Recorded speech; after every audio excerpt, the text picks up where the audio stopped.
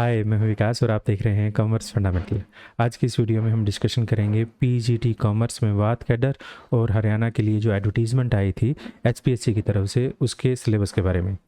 इसके अंदर यहाँ पर ये ध्यान रखने वाली बात है कि दोनों ही, चाहे वो मेवात है चाहे वो नॉर्मल हरियाणा के लिए था, दोनों ही कैडर का जो सिलेबस है वो सेम है और दोनों एडवर्टीजमेंट भी सेम ही टाइम में पब्लिश हुई थी। तो आप दोनों में से एक ही पढ़ लीजिए तो बात तो एक ही निकल कर आएगी। अगर आपने अब तक केवीएस का सिलेबस नहीं देखा है तो ऊपर के आई बटन से वो सिलेबस ज़रूर देख लीजिए। तो हम देखते हैं हमारा सिलेबस। और हाँ, सिलेबस क्यों ज़्यादा ज़रूरी हो जाता है, इसलिए ज़रूरी हो जाता है क्योंकि अगर आप प्लान कर रहे हैं, आप प्लान को एग्जीक्यूट जब ही कर पाएंगे जब आप यहाँ पर पहले पता होगा कि आपको क्या क्या करना है। नॉर्मली हम कॉमर्स में यही पढ़ा करते हैं प्लानिंग के अंदर, मैनेजमेंट के अंदर। तो प्लानिंग करना मेरे ख्याल से आप अच्छे से जानते हैं। तो देखिए सिलेबस क्या है, हम देख लेते हैं। एचपीएससी की साइट में यहाँ सिलेबस बना होगा। वैसे तो सिलेबस में देखें तो सिलेबस में तो यहाँ पर अभी असिस्टेंट प्रोफेसर का भी सिलेबस आया हुआ है। असिस्टेंट प्रोफेसर अलग अलग जो है उनका भी सिलेबस आया हुआ है। बट हमें यहाँ पर देखना है अभी हमारे पास कॉमर्स में जो पीजीटी मेवात है या फिर दोनों में से कोई भी ओपन कर लीजिए, दोनों बात एक ही है, पीजीटी हरियाणा। ठीक है, अगर इसे ओपन करते हैं तो ये आपका सिलेबस निकल कर आता है। ये आपका सिलेबस है जिसके अंदर हमारे पास रिटन एग्जामिनेशन के लिए सिलेबस है पीजीटी कॉमर्स का। इसके अंदर सबसे पहले बिजनेस स्टडी एंड मैनेजमेंट, ये वही रहेगा जैसे हमारे पास केवीएस का भी देखेंगे तो ऐसा ही था, जिसके अंदर +1 +2 का बहुत ज़्यादा मटेरियल लिया जाता है। बट यहाँ ध्यान देने वाली बात यह है कि सिर्फ +1 +2 का नहीं पूछा जाता है, इसके अंदर हायर लेवल का काफ़ी पूछा जाता है।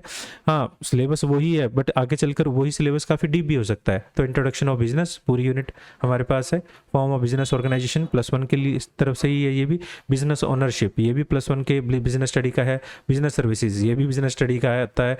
ट्रेडिंग, इंटरनल, ये सारा आ जाता है हमारे पास। WTO, world bank, IMF, business finance sources, GDA, GDR, ADR, debenture, bonds, social responsibility of business management +2 में से आता है। बिजनेस इन्वायरमेंट +2 में से आता है बिजनेस स्टडी से।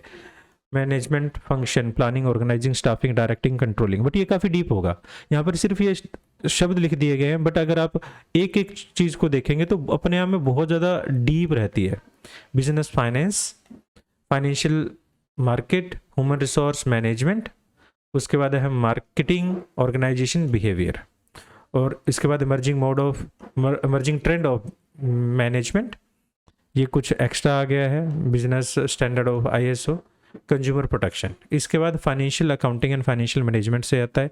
यहाँ पर फाइनेंशियल अकाउंटिंग लिखा गया है और फाइनेंशियल मैनेजमेंट तो +2 के लेवल से थोड़ा सा बाहर हो जाएगा। इसमें अकाउंटिंग में मीनिंग है, ये +1 से कुछ रहेगा। प्रोसेस अकाउंटिंग, जो हमारे प्रोसेस ऑफ अकाउंटिंग है, accounting for depreciation, stock company, financial stock analysis, fund flow statement, cash flow statement. ये फंड फ्लो स्टेटमेंट एक्स्ट्रा है, ये +2 से बाहर का हो जाता है। बट काफ़ी हद तक ये +2 का सिलेबस है इसमें। और यहाँ से ये जो सारा पोर्शन है ये थोड़ा सा एक्सट्रीम लेवल पे चला जाता है, मीन्स MCOM लेवल पे चला जाता है। BCom MCOM लेवल पर कॉस्ट अकाउंटिंग है, कंप्यूटर इन अकाउंटिंग है, उसके बाद अकाउंटिंग एंड डाटाबेस मैनेजमेंट है, inflation accounting and accounting for human resource management, ये आ जाता है। इसके बाद हमारे पास एजुकेशनल साइकोलॉजी, ये हमारे पास नॉर्मल है, जो जर्नल पेपर है उसके लिए है। ये जो सिलेबस से रिलेटेड जो था हमारा ये था। तो मैं उम्मीद करता हूँ कि आपका जो ये सिलेबस है +2 से बहुत ज़्यादा है, +1 +2 से बहुत ज़्यादा है। इसलिए बहुत ज़्यादा ज़रूरी है कि आप +2 पर बहुत ज़्यादा फोकस करें, +1 +2 पर बहुत ज़्यादा फोकस करें। मिलते हैं फिर नेक्स्ट वीडियो में। Thanks for watching and have a piece.